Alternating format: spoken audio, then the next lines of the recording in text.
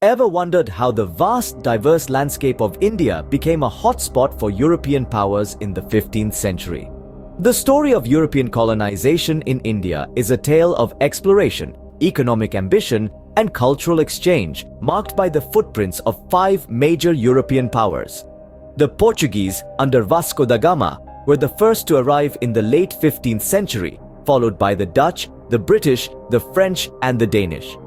Each brought with them their own motives and methods, shaping India's destiny in their unique ways. Over the centuries, these powers came and went, leaving a rich and complex history in their wake.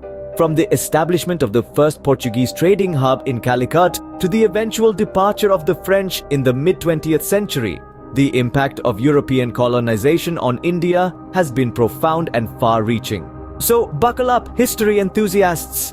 Join us as we delve deeper into the intriguing history of European colonization in India. Imagine the year 1498. Vasco da Gama, a Portuguese explorer, lands on the shores of Calicut. The Portuguese were the first Europeans to establish a sea route to India, opening up a new chapter in the annals of global trade and exploration. This was a major breakthrough not just for Portugal, but for all of Europe. The city of Goa soon emerged as a major Portuguese trading hub, bustling with activity and brimming with goods from all over the known world. However, the Portuguese influence started to decline after the Battle of Diu in 1509. Despite this downturn, they managed to maintain control over Goa, their prized possession, for a surprising length of time, all the way until 1961. This period of Portuguese rule, while marked by trade and territorial control, also brought about cultural exchanges and transformations. From architecture to cuisine, the Portuguese influence seeped into various facets of Indian society. Though their influence waned, the Portuguese left an indelible mark on India. While the Portuguese were losing their grip, the Dutch and Danish were just beginning their Indian adventure. The Dutch East India Company, with a clear economic vision, established trading posts in Pulicat and Masulipatnam. Over time, they expanded their territory, but not without challenges. Their ambitions clashed with other European powers, leading to conflicts that marked their decline. By the early 19th century, the Dutch had lost most of their Indian holdings to the more dominant British. On the other hand, Denmark's journey in India was a bit different. The Danish East India Company established settlements in Tranquebar, Serampore, and the Nicobar Islands. However, the company faced financial difficulties and eventually sold their Indian settlements to the British in 1845. The Dutch and Danish ventures may not have been as successful as some of their European counterparts. Nevertheless, they played their part in shaping the colonial history of India. The Dutch and Danish might have been less successful, but their presence certainly added to the complex tapestry of colonial India. As the Dutch and Danish influence receded, the stage was set for the most powerful colonizer, the British. A key player in this saga was the East India Company, chartered in the year 1600. This entity was not a nation but a private corporation, armed with a royal charter that granted it the right to establish trade, form alliances, and even wage war. The company's influence grew through a series of strategic moves, from setting up trading posts to forging alliances with local rulers. It was a game of chess played on a grand scale, where every move was calculated, every decision weighed heavily. Wars were fought, treaties were signed, and bit by bit, the company expanded its foothold in India. The expansion was not without resistance.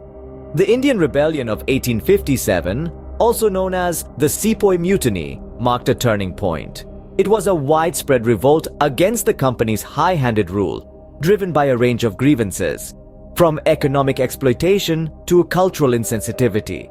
The rebellion was brutally quashed, but it shook the foundations of the company's rule, exposing its weaknesses for all to see. In the aftermath of the rebellion, a major shift occurred. The British Crown assumed direct control of India, marking the end of the company's rule and the beginning of the British Raj. The transition from company to crown was more than a symbolic change. It marked a new era in the history of India, one where the British government was the direct ruler. This period, lasting from 1858 to 1947, saw the introduction of significant social, economic, and political changes. Railways were built, administrative systems were overhauled, and English education was promoted. Yet these reforms came at a heavy price. Famines ravaged the land and Indian industries were systematically suppressed to feed British factories. The British rule, long and impactful, forever changed the face of India.